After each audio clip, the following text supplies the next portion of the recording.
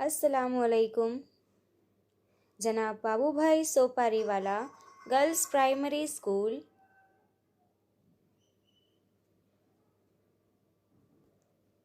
ધોરણ 8, વિષય છે સામાજિક વિજ્ઞાન.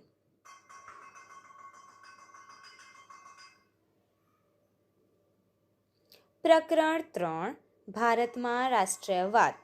વિદ્યાર્થીનીઓ, આજથી આપણે પ્રકરણ 3, ભારતમાં રાષ્ટ્રવાદ વિશે અભ્યાસ કરવાનો છે.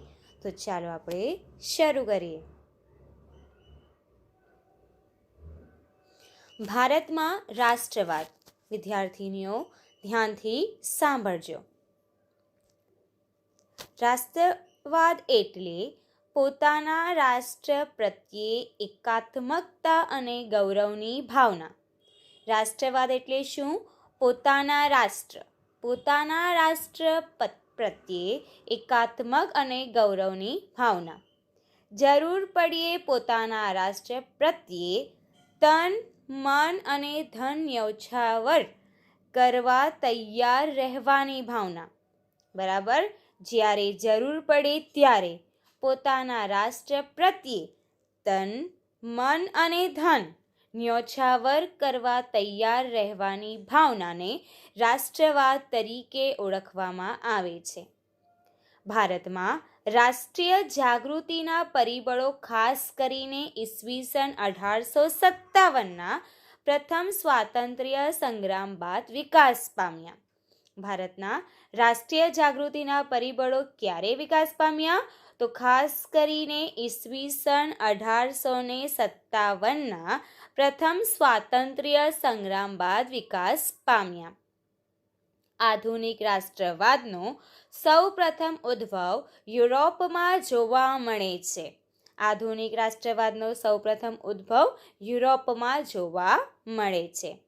નવજાગૃતિ, ધર્મ સુધારણા, અમેરિકા અને ફ્રાન્સની ક્રાંતિઓ, ઇટાલી અને જર્મનીનું એકીકરણ વગેરે પરિબળોને યુરોપમાં રાષ્ટ્રવાદનો ફેલાવો કરવામાં મહત્વની ભૂમિકા ભજવી છે. ભારતમાં બ્રિટિશ શાસન હતું. ભારતમાં કોનું શાસન હતું? બ્રિટિશ શાસન હતું. બ્રિટિશરોના સંપર્કને પરિણામે ભારતીયોના રાજકીય, સામાજિક, ધાર્મિક અને આર્થિક દ્રષ્ટિકોણમાં ફેરફારો થયા. શું થયું? કે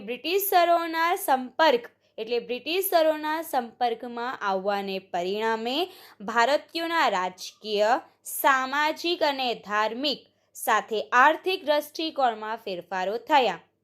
એટલે બધી રીતે ફેરફારો થયા. ભારતમાં આધુનિક રાષ્ટ્રવાદને ઘડનારા પરિબળો ઊભા થયા. આપણા દેશમાં આપણું રાજ્ય એટલે જ સ્વરાજ જોઈએ. બરાબર છે? આપણા દેશમાં આપણું જ રાજ્ય જોઈએ એટલે કે સ્વરાજ જોઈએ, પોતાનું રાજ જોઈએ. આ વિચાર દેશના શિક્ષિત તથા બુદ્ધિશાળી લોકોમાં બ્રિટિશ શાસન દરમિયાન ફેલાતો ગયો. જે પણ શિક્ષિત વર્ગો હતા, જે બુદ્ધિશાળી લોકો હતા, તે શું માનતા હતા? કે આપણા દેશમાં આપણું જ રાજ હોવું જોઈએ. બરાબર? દેશવાસીઓમાં રાષ્ટ્રીય એકતાની ભાવના જાગૃત થઈ. આવી રાષ્ટ્રવાદની ભાવના પેદા કરનારા પરિબળોનો આપણે હવે અભ્યાસ કરીશું. તો ચાલો હવે આપણે મુદ્દા જોઈએ. પહેલું છે રાજકીય પરિબળ આપણે જોઈએ. અંગ્રેજોના શાસન પહેલા આપણા દેશમાં રાજકીય એકતાનો ભાવ હતો. અંગ્રેજોના શાસન પહેલા શું હતું? આપણા દેશમાં રાજકીય એકતાનો ભાવ હતો. ભારત નાના મોટા રજવાડાઓમાં વહેંચાયું હતું. ભારત વહેંચાયું હતું. અંગ્રેજોએ ભારતના ઘણા રાજવીઓને હરાવીને મોટા ભાગના ભારત ઉપર પ્રત્યક્ષ કે પરોક્ષ રીતે અંકુશ સ્થાપી લીધો. અંગ્રેજોના તાબા હેઠળ એક સરખું વહીવટી તંત્ર અમલમાં આવ્યું. અંગ્રેજોના તાબા હેઠળ અંગ્રેજ શાસનનો અનુભવ એકંદરે સારો ન હતો. આ અને આવા અનેક કારણસર અંગ્રેજ શાસન સામેનો વિરોધ ઊભો થયો. ધીરે ધીરે આ વિરોધ પ્રબળ બનતો ગયો. હવે આપણે જોઈએ આર્થિક પરિબળો. તો અંગ્રેજોની આર્થિક નીતિએ ભારતને પાયમાલ કર્યું હતું. અંગ્રેજોની આર્થિક નીતિ જે હતી જેને ભારતના લોકોને પાયમાલ કરી દીધા હતા. આપણે અગાઉના પ્રકરણમાં અભ્યાસ કર્યો હતો. અંગ્રેજો ભારતમાંથી કાચો માલ ઇંગ્લેન્ડ લઈ જતા અને ત્યાં ઉત્પાદિત કરેલો તૈયાર માલ ભારતના બજારોમાં વેચતા હતા. અંગ્રેજો શું કરતા હતા? ભારતમાંથી કાચો માલ ઇંગ્લેન્ડ લઈ જતા હતા અને ત્યાં તે ઉત્પાદિત કરેલો માલ તૈયાર માલ ભારતના બજારમાં એ લોકો વેચતા. ઇંગ્લેન્ડથી ભારત આવતા તૈયાર માલ પર નજીવી જકાત લેવાથી જ્યારે એ ઇંગ્લેન્ડ માલ જતું હતું ત્યારે ફરીથી જ્યારે ભારત માલ આવતું હતું ત્યારે એની ઉપર જકાત લેવાતી હતી. જ્યારે હિન્દમાં ઉત્પન્ન થતા તૈયાર માલ ઉપર વધુ જકાત લેવાના પરિણામે ભારતમાં ઉત્પન્ન થતો માલ મોંઘો પડતો હતો. કે ભારતમાં જે વસ્તુ ઉત્પન્ન થતી છે એ જ વસ્તુ મોંઘી ભારતને જ પડતી હતી, જ્યારે ઇંગ્લેન્ડમાં ઉત્પન્ન થતો માલ ભારતમાં સસ્તો વેચી શકાતો. આ હરીફાઈમાં ભારતના હસ્તોદ્યોગો અને ઉદ્યોગ ધંધા ટકી શક્યા નહીં. પરિણામે કારીગર વર્ગ બેકાર બન્યો. ભારતના ભોગે ઇંગ્લેન્ડને સમૃદ્ધ બનવાની અંગ્રેજ નીતિની સામે પ્રજામાં રાષ્ટ્રીય જાગૃતિ વધી. હવે આપણે જોઈએ ત્રીજો મુદ્દો, વાહન અને સંદેશા વ્યવહાર. ભારતમાં રેલવે, તાર, ટપાલ, જમીન તથા જળ વ્યવહારના માર્ગો લશ્કરી, આર્થિક તથા રાજકીય કારણોસર વિકસાવવામાં આવ્યા હતા. ભારતમાં રેલવે, તાર, ટપાલ અને જમીન તથા જળ વ્યવહારના માર્ગો લશ્કરી, આર્થિક અને રાજકીય કારણોસર વિકસાવવામાં આવ્યા હતા. છતાંય તેનાથી દેશના લોકોને લાભ થયો. આ સાધનોના ઝડપી વિકાસથી વિશાળ દેશના માનવી એકબીજાની નજીક આવ્યા. આ જે વ્યવહાર થયો, વાહન વ્યવહાર કે સંદેશા વ્યવહાર, તેને કારણે ઘણા બધા લોકો એકબીજાની સંપર્કમાં ઝડપી રીતે આવી શક્યા. કારીગર તથા વેપારી વર્ગ ધંધાર્થે એકબીજાના પ્રદેશમાં જવા લાગ્યા. અત્યારે પણ આવું થાય જ છે કે કારીગરો કે વેપારી વર્ગો ધંધા માટે એકબીજાના પ્રદેશમાં જવા લાગ્યા. તેમની વચ્ચે વિચારોની આપ-લે વધી. તેમના સંપર્કો વધવાથી જ્ઞાતિ, કોમ અને પ્રદેશના ભેદભાવો ઓછા થયા. એના સંપર્કો એકબીજાની સાથે વધવાથી જાતિ હોય, જ્ઞાતિ, કોમ અને પ્રદેશના જે ભેદભાવો હતા બધાની વચ્ચે એ ઓછા થયા. રાષ્ટ્રીય નેતાઓ તેમના વિચારો તથા યોજનાઓના પ્રજાના તમામ વર્ગોમાં ફેલાવી શક્યા. પ્રાદેશિક કક્ષાને બદલે રાષ્ટ્રીય કક્ષાની નેતાગીરી ઊભી થઈ, જેને સ્વરાજની સિદ્ધિમાં નોંધપાત્ર ફાળો આપ્યો. હવે આપણે જોઈએ ચોથો મુદ્દો, શિક્ષણ અને સાહિત્ય.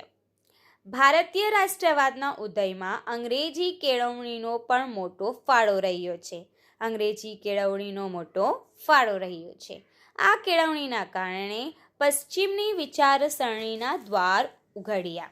અંગ્રેજી કેળવણીના કારણે શું થયું કે પશ્ચિમની વિચારસરણીના દ્વારો ઉઘડ્યા. વિશ્વનું ઘણું બધું સાહિત્ય અંગ્રેજીમાં હતું. જે પણ સાહિત્ય હતું એ વધારે પડતું અંગ્રેજીમાં હતું. આપણા દેશના લોકો અંગ્રેજી ભાષા શીખ્યા, વિશ્વના પ્રવાહોથી માહિતગાર થયા અને આપણા જે દેશના લોકો હતા ભારતીય એ અંગ્રેજી શીખ્યા, જેને કારણે વિશ્વના પ્રવાહોથી માહિતગાર થયા.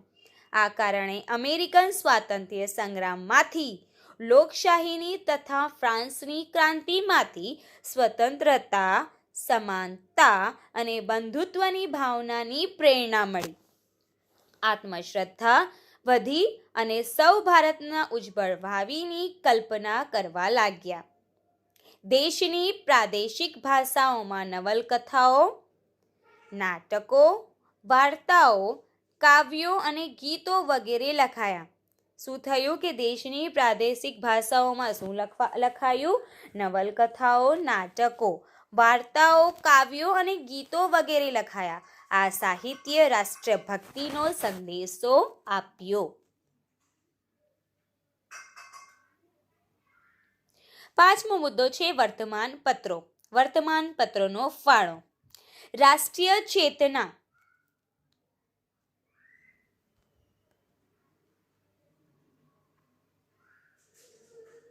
રાષ્ટ્રીય ચેતના ફેલાવવામાં વર્તમાન પત્રોએ નોંધપાત્ર હિસ્સો આપ્યો છે. રાષ્ટ્રીય ચેતના ફેલાવવામાં વર્તમાન પત્રોએ નોંધપાત્ર હિસ્સો આપ્યો છે. બંગાળા, મુંબઈ, મદ્રાસ તથા બીજા પ્રાંતોમાં પ્રસિદ્ધ થતા અખબારોએ સરકારની નીતિઓની ટીકા કરી અને લોકોમાં રાષ્ટ્રીય ભાવના જાગૃત કરી. શું થયું કે વર્તમાન પત્રોએ નોંધપાત્ર હિસ્સો આપ્યો છે. બંગાળા, મુંબઈ, મદ્રાસ તથા બીજા પ્રાંતોમાં પ્રસિદ્ધિ થતા અખબારોએ સરકારની નીતિઓની ટીકા કરી. સરકારની નીતિઓની ટીકા અખબારોમાં કરી લોકોમાં રાષ્ટ્રીય ભાવના જાગૃત કરી. હવે આપણે જોઈએ 6મો મુદ્દો, ભારતનો ભવ્ય વારસો. પાશ્ચાત્ય પુરાતત્વવિદ એલેક્ઝાન્ડર કર્નિંગહામ તથા તેના મદદનીશોએ ભારતના અનેક પ્રાચીન સ્થળોએ ખોદકામ કર્યું. ને શું કર્યું કે ઘણા બધા એવા પ્રાચીન સ્થળો હતા તેમનું ખોદકામ કર્યું. ભારતીય સંસ્કૃતિની ગૌરવ ગાથાના અનેક અવશેષો શોધી કાઢ્યા. ભગવાન લાલ ઇન્દ્રજી જેવા ભારતીય પુરાતત્વવિદો પણ અનેક પુરાણા અવશેષો શોધી ભારતીયોને દેશની સંસ્કૃતિની ભવ્યતાનો ખ્યાલ આપ્યો. પશ્ચિમના વિદ્વાનોએ ભારતીય સંસ્કૃતિ વારસાને લગતી શોધખોળ કરી. શું કર્યું? પશ્ચિમના વિદ્વાનો જે હતા તેમણે ભારતીય સંસ્કૃતિ વારસાને લગતી શોધખોળો કરી. ભારતના વિદ્વાનો પણ જોડાયા. પુસ્તકો પણ એની ઉપર લખાયા. ગૌરવપૂર્ણ સાહિત્ય અને સંશોધનથી દેશવાસીઓની રાષ્ટ્રીય સ્મિતતા જાગૃત થઈ. આટલું જાણો વિદ્યાર્થીનીઓ કે પાશ્ચાત્ય વિદ્વાનો Max Muller, Wilson, Fergusson, Buhler Fleet તથા ભારતીય વિદ્વાનો રાજેન્દ્રનાથ મિત્ર, રામકૃષ્ણ ગોખલે, પછી છે ભાંગારકર, હરિપ્રસાદ શાસ્ત્રી વગેરેના લખાણોએ ભારતના વેદો, ઉપનિષદો, રામાયણ, મહાભારત, ગીતા, સ્મૃતિ, પુરાણો વગેરેનું મહત્વ લોકોને સમજાવ્યું હતું. હવે આપણે જોઈએ હિન્દી રાષ્ટ્રીય મહાસભા એટલે ઇન્ડિયન નેશનલ કોંગ્રેસની સ્થાપના ક્યારે થઈ. તો હિન્દી રાષ્ટ્રીય મહાસભાની સ્થાપનામાં ઉપરના પરિબળો તથા કેટલીક પ્રાદેશિક સંસ્થાઓનો પણ મોટો ફાળો હતો. આ સંસ્થાઓએ રાષ્ટ્રીય મહાસભાની સ્થાપનાની ભૂમિકા તૈયાર કરી. આટલું જાણો કે હિન્દી રાષ્ટ્રીય મહાસભા અગાઉના પ્રાદેશિક સંગઠનો. હિન્દી રાષ્ટ્રીય મહાસભા અગાઉના પ્રાદેશિક સંગઠનો કયા હતા? તો બંગાળ બ્રિટિશ ઇન્ડિયન સોસાયટી, બરાબર છે, કોલકાતામાં મદ્રાસ નેટિવ સભા, Chennai Indian association Kolkata, Bombay association Mumbai અને સાર્વજનિક સભા પુણે. સર એલન ઓક્ટેવિયન હ્યુમ નામના નિવૃત્ત અંગ્રેજ અધિકારીને ખાતરી થઈ ચૂકી હતી કે બ્રિટિશ સામ્રાજ્ય ઉપરથી દેખાય એટલું સલામત નથી. ને કઈ ખાતરી થઈ કે બ્રિટિશનું જે સામ્રાજ્ય છે એ ઉપરથી દેખાય એટલું સલામત નથી. તેઓ માનતા હતા કે જનતામાં ફેલાયેલા અસંતોષને ઘટાડવામાં નહીં આવે તો 1857ના સ્વાતંત્ર્ય સંગ્રામ જેવી ઘટના ફરીથી પણ બની શકે છે. આ જન આક્રોશ રોકવા તેમણે બંધારણીય સંસ્થા સ્થાપવાનું વિચાર્યું. તાત્કાલિક વાઇસરોય ડફરીનને સમજાવ્યા. તેમણે શું કર્યું? તાત્કાલિક કોણે સમજાવ્યા? કે વાઇસરોયે ડફરિનને સમજાવ્યા. નિવૃત્ત અધિકારીઓના વિચારને વાઇસરોયનો પણ ટેકો મળ્યો.